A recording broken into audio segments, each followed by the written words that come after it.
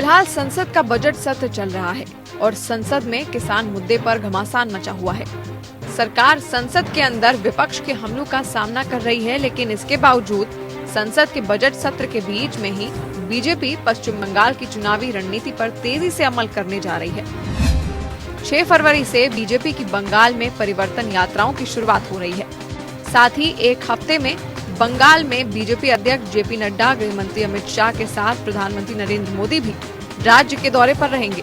पश्चिम बंगाल में बीजेपी फरवरी महीने में 5 स्थानों से परिवर्तन यात्राओं की शुरुआत कर अपने चुनाव अभियान को तेजी देगी। बीजेपी अध्यक्ष जेपी नड्डा 6 फरवरी को नवद्वीप से परिवर्तन यात्रा की शुरुआत करेंगे। इसके बाद 11 फरवरी को गृह मंत्री अमित शाह कूच बिहार से एक और परिवर्तन यात्रा को आगे बढ़ाएंगे। इस बीच पीएम मोदी एक सरकारी कार्यक्रम में 7 फरवरी को हल्दिया में रहेंगे। बीजेपी की परिवर्तन यात्रा के दौरान तृणमूल कांग्रेस और वामपंथी दलों से कई नेता और कार्यकर्ताओं को पार्टी में शामिल कराने की योजना है।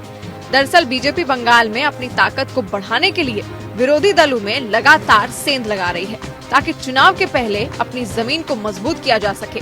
बंगाल में बीजेपी ने माहौल को गरमा दिया है और अब वो हर बूथ पर अपने लोगों को खड़ा कर चुनाव की रणनीति को अंजाम देने में लगी हुई है। संसद के बजट सत्र के पहले चरण के पूरा होने पर बीजेपी अपनी संगठनात्मक और भावी चुनावी रणनीति को लेकर भी 14 फरवरी को राष्ट्रीय पदाधिकारियों की बैठक में विचार विमर्श करेगी।